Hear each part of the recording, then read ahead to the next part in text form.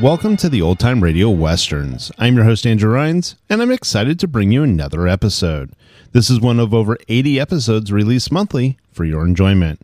You can find more Western shows at our website by going to OTRwesterns.com. Now, let's get into this episode. By special recording, General Mills, makers of Wheaties, Breakfast of Champions, and Cheerios, the oat cereal ready to eat, presents The Lone Ranger.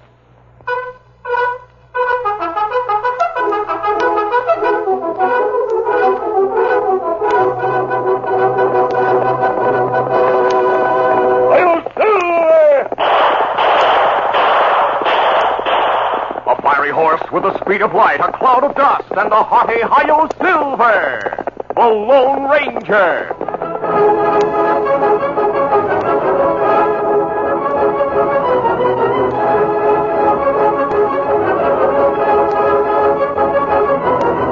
His faithful Indian companion Tonto, the daring and resourceful masked rider of the plains, led the fight for law and order in the early western United States. Nowhere in the pages of history can one find a greater champion of justice. Return with us now to those thrilling days of yesteryear.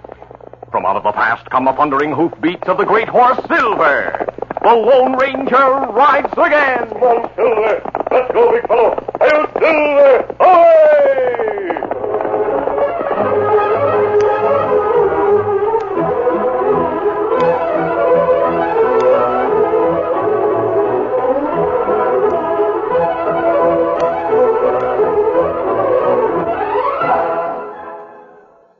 This is the Lone Ranger. If you want to be a champion at anything, remember, others have done it in spite of obstacles. Take rodeo champion Bob Maynard. He did it the hard way. He proved champions are made, not born. Bob didn't even have the advantage of growing up on a western ranch. As a boy, he lived in Chicago. But Bob started riding when he was 8 years old. At 14 in California, he became a stable hand. Today, Bob Maynard is one of the top money winners in rodeo competition. He sure is, Lone Ranger. And like many champions in all sports, Bob still chooses Wheaties for his favorite training dish. There's no question about it. Champions are made, not born. And there's no question why champions choose Wheaties for their training diet. They want that famous wheat energy. They get it with Wheaties because there's a whole kernel of wheat in every Wheaties flake. Champions are made, not born. Get on your way with Wheaties, Breakfast of Champions.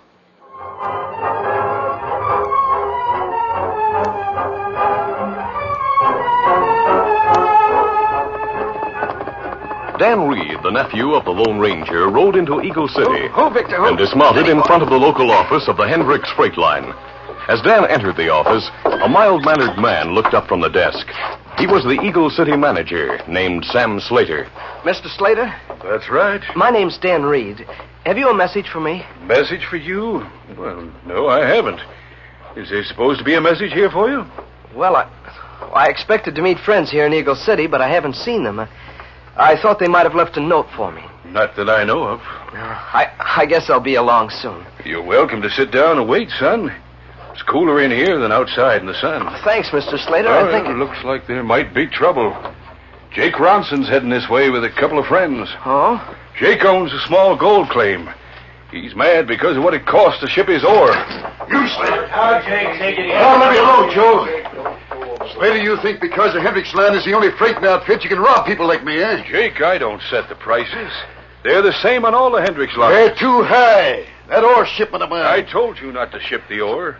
You should have had it refined in the stamping mill and freighted the refined gold, same as everyone else. Don't tell me how to run my business. All right, Jake. And don't get the idea that the other mine owners and I can't do without the Hendricks line. We're through with your outfit. Well, that's up to you, Jake. To me and the others, boys? Right. I'm serving notice, Slater. I'm going to start a freight line with honest prices, and I'll take away your business. I'm going to bust you with the Hendricks outfit. Are you, Jake? Yeah. I've already talked to some of the men. They promised me their business. You will learn a costly lesson, Jake. So, you threaten me, eh? No, Jake. I only You said... figure to teach me a lesson, eh? I expect you'll send gunmen to attack my wagons. Nonsense. You just try it, Slater. I'll be ready for your gunslingers. I'll have my wagons guarded. There'll be no gunplay as far as I'm concerned. You don't fool me with mealy-mouthed talk. I'll be ready for your attacks, you thieving crook. Jake, that's about enough. You're free to complain all you want about the Hendricks rates. But don't you call me a crook. Another threat, eh? You hear that, boys? Now get out. Yes, I'm gone. But I'll break you, you crook. Get out. Come on, boys. Tonto arrived in town a few minutes after Jake Ronson and his friends had left the office. Dan Reed met his Indian friend and rode with him to the Lone Ranger's camp on Eagle Mountain. There he told the masked man about the incident he had witnessed. The masked man was keenly interested. And then, about 10 minutes after Jake Ronson left with his friends, Tonto rode into town, and we left right away. Dan, how did Slater take it when Ronson called him a crook? Golly, he was awfully mad. He said Ronson was mighty unfair. Ronson, plenty big fool. Pay freight and ore. Well, that's what Mr. Slater said. All the other mine operators get the ore refined, and then they pay freight on just the gold ingots. But Ronson insisted on shipping the ore just as it came from the ground. It was all packed in burlap sacks. Why him do thing like that? That's what I'm wondering. Mr. Slater said he tried to tell Ronson the freight bill would be more than the ore was worth. Ronson told him to mind his own business. Kimasabi. Yes? You think Hendrick's line crooked? As far as I know, Tonto, the company's very fair. Mr. Slater said Ronson would go broke if he tried to carry freight at reduced rates. I'd like to know what Ronson has in mind. Kimasabi. Yes? Me scout round town for a few days. Maybe find out. Good idea, Tonto. Dan Reed and Tonto went into town the following day and returned to the camp after dark with a report. Jake Ronson wasn't fooling, sir. He really intends to start a freight line. Today he bought a heavy wagon. That's right, and him talk to miners. Him promised to cut freight rate. He can't do it without losing money. What's behind his plan? The following night, when Dan and Tonto returned from Eagle City, they brought further news of Jake Ronson's activities. Today he bought 6 horses. And plenty good horses. And him hired driver. And good shotgun guard. Then he has one wagon ready to go. The next day, Jake Ronson spread word that he would make a special announcement that evening in the cafe. So instead of returning to camp as usual at sundown, Dan Reed and Tonto remained in town to hear the announcement. Soon after dark, the cafe was crowded with mine operators and others who wanted to hear what Jake had to say. Sam Slater was not among those present, but the sheriff was there, and so were Dan and Tonto. Presently, Dan nudged his Indian friend. Tonto, Ronson's climbing up on a chair. Maybe now he make announcement. Quiet down, all of you. Quiet, let's hear what Ronson has to say. Quiet, Jake. You waiters, hold up the service. Quiet down. Well, gents, I reckon you've all heard about my new freight line. I want you to know that I'm going ahead with my plans despite the threats. Threats? What are you talking about? Oh, yes, gents. I've had a couple of letters that threatened trouble for me and my wagons if I tried to compete with the Hendricks outfit. Jake, you didn't tell me you'd had threats. I didn't mention the letters, Sheriff, because they were unsigned. I couldn't prove that Sam Slater wrote them. Golly, Tonto, that doesn't sound like Sam Slater. Where are the letters? I burned them. That shows how little I think of Slater's threats. Boys, I say this is a free country.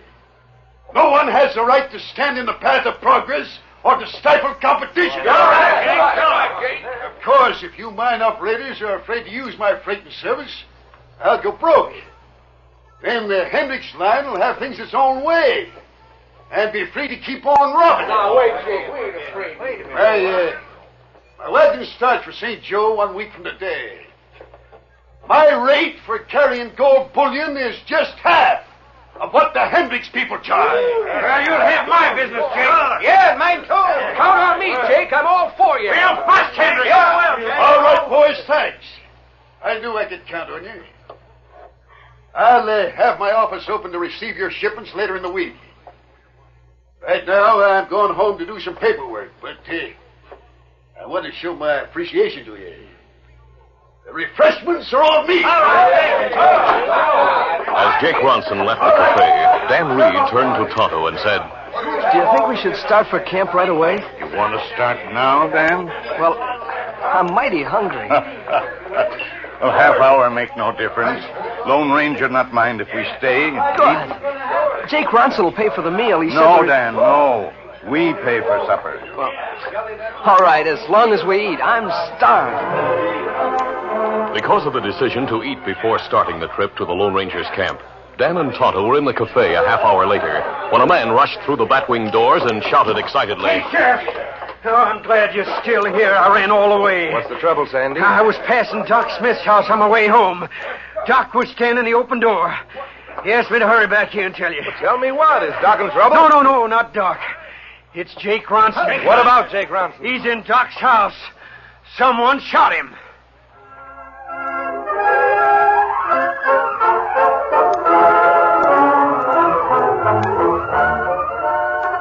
The curtain falls on the first act of our Lone Ranger adventure. Before the next exciting scenes, please permit us to pause for just a few moments.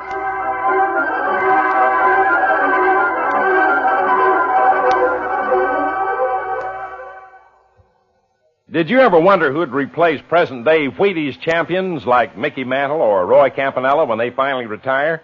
You know, as a sports announcer, I'm Mel Allen. I'd bet it's just an average guy, maybe the boy next door. Sure, maybe he can't run or hit like Mantle or Campanella as of now, but don't forget, champions are made, not born. Mickey Mantle wasn't born a champion. Gosh, when he was only 12, he practiced hitting for hours and started training with Wheaties.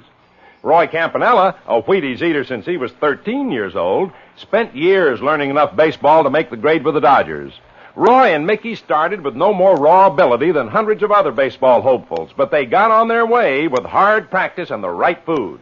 You'll notice they both chose Wheaties, and they still choose Wheaties. Why Wheaties? I can tell you the big energy reason. There's a whole kernel of wheat in every Wheaties plate. I'd like to see you a champion someday, and just remember, champions are made, not born. Get on your way with Wheaties, breakfast of champions.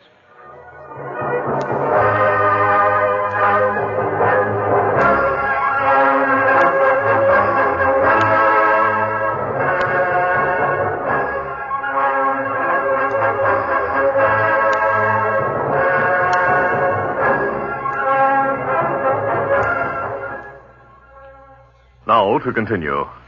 The sheriff left the cafe and hurried to the doctor's house a quarter-mile away. He was followed by Dan and Tonto and half a dozen men whose curiosity outweighed the desire for further refreshments. The group crowded Doc Smith's living room, where Jake Ronson sat with one leg braced by splints and heavily bandaged. The doctor said, Well, there's not much I can tell you, Sheriff. I heard a shot and went out the front door to investigate. I saw Jake Ronson lying in the street. Did you see who fired the shot? No. Looks like the bullet hit Jake in the leg. Yes, the tibia was broken. The what? The bone between the knee and the ankle. I carried Jake in here for treatment. I sent for you because I thought you should know about it. It may have been an attempted murder. Sam Slater's workout, bet. That's right. Jake, what have you got to say? Nothing. Jake, I've got to arrest the man who shot you. Oh, forget it, Sheriff. I'll handle things my own way when I get back on my feet. You know who shot you? I wouldn't name anyone unless I had proof. Did you see him? Sheriff, I'm not going to say anything about the shooting. But I'll tell you this. It's not going to scare me out of starting my freight line. My wagon will start on schedule. Good for you, Jake. That's the talk, and we'll stick with you. Sheriff, I'll tell you this much. If anything happens to my freight wagon or the gold cargo, it's because of Sam Slater. Remember that. We won't forget it. I'll Jake. remember it, Jake. Is Slater the one who shot you? I'm not talking about that. All right, Jake, I can't make you talk. But I'm going to call on Slater and see what he has to say. Later that night, Dan Reed and Tonto told the Lone Ranger all that had happened in town. Seated on the ground close to the campfire, a masked man listened with interest. So when the sheriff went to talk to Sam Slater, several of the townsmen tagged along, and Tonto and I went with him. Slater was alone in his house. How did he react when he heard that Ronson had been shot? Well, he seemed surprised. He said he knew nothing about the shooting. Tonto and I stayed and talked to him for a few minutes after the others left. He's mighty worried, sir. Why? Well, he figures he'll be blamed if anything happens to Ronson's first wagon. Him offer Dan job. He did? Yes, sir. He said he needs someone to help him with the bookkeeping. Besides, he'd like to have someone who could swear to an alibi in case he does need it. Dan, that might be a good idea. Well, you mean you want me to take the job? Yes. But Slater will want me to live at his house. That's all right. It'll be for only a week or so. Tonto will see you every day to receive a report. We'll know a lot more about Slater by the time the Ronson line starts operations next week. Dan Reed rode into town the next morning and went to work for Slater.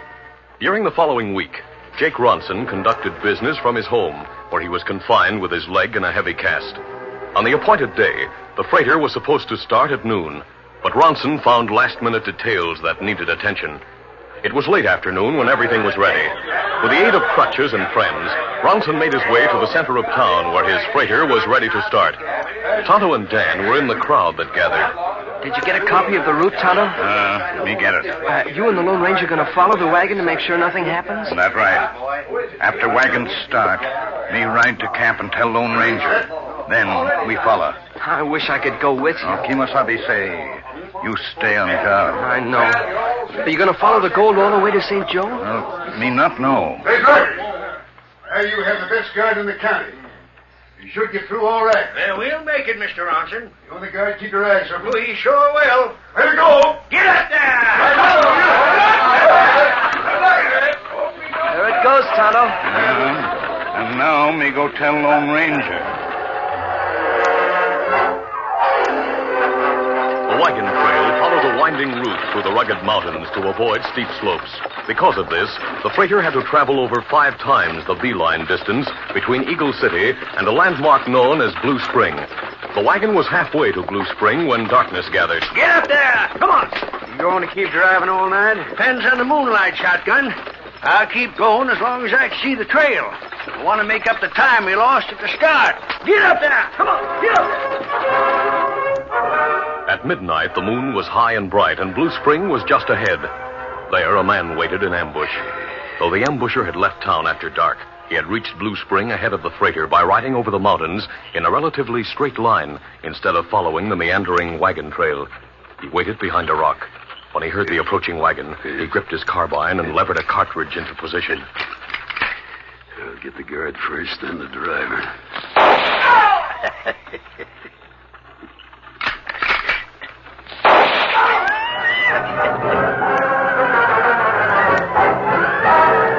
The Lone Ranger and Tonto were on the wagon trail when they heard the gunfire some distance ahead. Guns mean trouble. Let's go, Tonto. The masked man and the Indian raced ahead on the rough road, guiding their horses around dangerous turns at breakneck speed. Jake Ronson had already started to remove the gold from the wagon. He was holding a heavy ingot of bullion when he heard the approaching hoofbeats. As he glanced at the back trail, he saw 2 horsemen ride into view. His carbine had been left beside the trail, so he dropped the gold and drew his 6-gun. In a frenzy of fear, he opened fire without realizing that the range was too great for accurate shooting. Ronson was gripped by panic when his gun was empty, thinking only of escape. He leaped to the roadside, raced through the underbrush, and mounted his waiting horse. Get up there! Despite the gunfire, the Lone Ranger and Tonto did not slacken their speed. They saw the gunman holster his empty weapon and ride away. A moment later, the masked man and his friend drew rein beside the halted wagon. Kimasabi, 2 men in wagon. Do what you can for them, Tonto. I'm going after that gunman.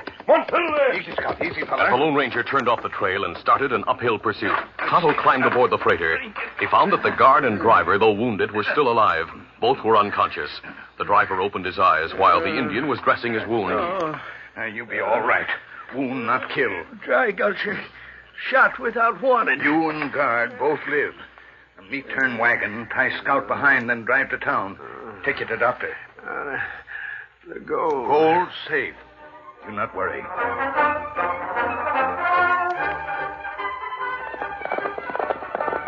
Meanwhile, the Lone Ranger pursued the fugitive to the top of the mountain and down the other side. On the comparatively level floor of the valley, he called on Silver for greater speed. Come on, Silver. Faster, big fella. Silver seemed to know that he was expected to overtake the horse ahead. With every stride, the powerful stallion gained on the man ahead. Come on, Silver. Silver closed the gap. The Lone Ranger was riding alongside the gunman. He held his rope. Let me alone. Go away. Rein in or I'll rope you. You'll never get me alive. I want you. A rope snaked through the air. The noose dropped over the fugitive. Silver, hold back. He was pulled from the saddle. He hit the ground and rolled, then wailed in pain. My leg. Easy, steady, big fella. You should have stopped your horse. Oh, this time my leg is really broke. Help me. I can't stand the pain. Jake Ronson. So you're the gunman.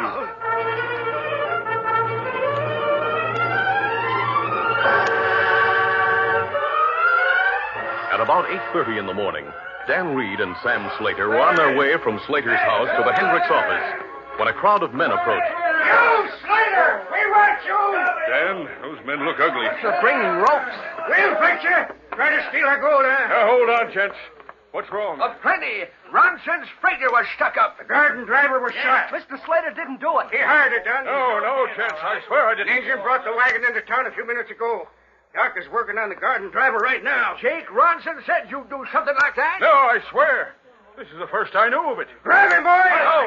And the kid, too. Take them both. Hold on there, you crazy galoot! Sheriff, stop these men. Oh! Sheriff, we just saw the Ronson freighter. The engine told us about the ambush. You let Dan and Slater go. They didn't do it. But, Sheriff! look over yonder, boys. Our deputies are carrying a man into my office. You see who he is? It's Jake Ronson. Yeah, and this time his leg is really busted. Really, Buster? It took the man who caught him all night to bring him through the hills from the place where he ambushed his own freighter. That's right, boys. Ronson schemed to get a lot of gold on a freighter. He planned to dry gulch the garden driver and take the gold for himself.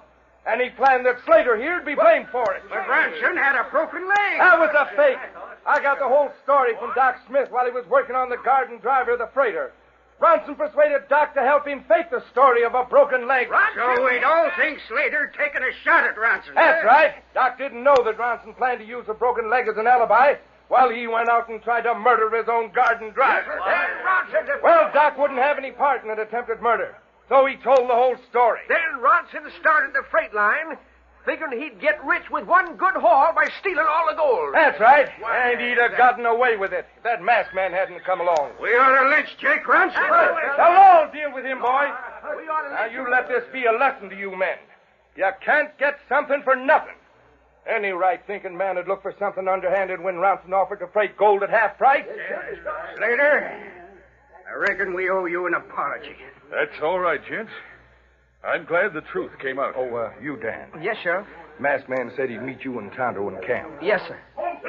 Well, I reckon he started for camp already. Dan, is that masked man a friend of yours? He sure is. Well, I'm deeply indebted to him. Aren't we all? Say we are. Who is he? Why, you should know that, Slater. He's the Lone Ranger.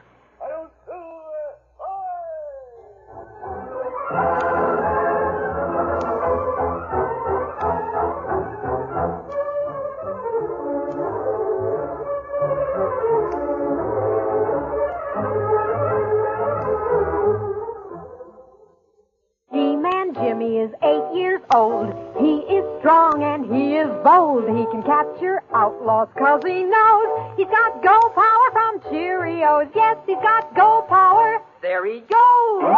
He's feeling his Cheerios. Cheerios. Cheerios. That's Cheerios, the cereal shaped like little letter O's. You know, Cheerios is made from oats, and every delicious spoonful of Cheerios and milk is a real muscle-building food. Each spoonful contains vitamins, minerals, and proteins your body needs. Yes, the good things in a Cheerios breakfast do good things for your body. Help you have healthy nerves, good red blood, strong bones, and muscles. Have Cheerios every morning. Then you'll hear people say, He's feeling his Cheerios.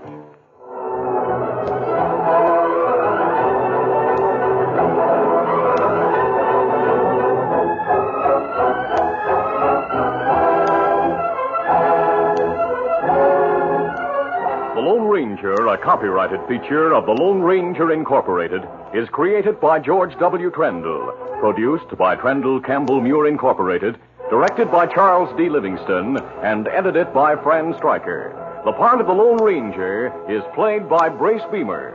Your announcer, Fred Foy.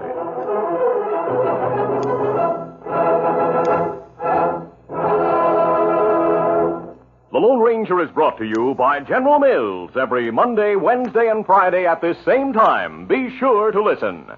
This recorded program has come to you from Detroit. This is ABC Radio Network.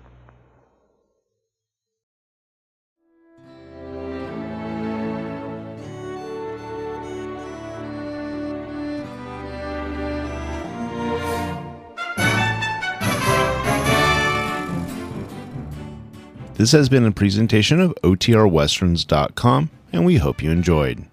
Please take some time to like and rate this episode within your favorite podcast application. Follow us on Facebook by going to OTRWesterns.com/Facebook, and subscribe to our YouTube channel by going to OTRWesterns.com/YouTube. Become one of our ranch hands and unlock some exclusive content. We want to thank our most recent ranch hands, Steve and Ron W., who joined us recently. You too can join by going to OTRWesterns.com/donate. Send us an email, podcast@OTRWesterns.com, and you can call and leave us a voicemail, 707-986-8739. This episode is copyrighted under the attribution, non-commercial, share-alike copyright. For more information, go to OTRWesterns.com/copyright. Have a great day, and thanks for listening.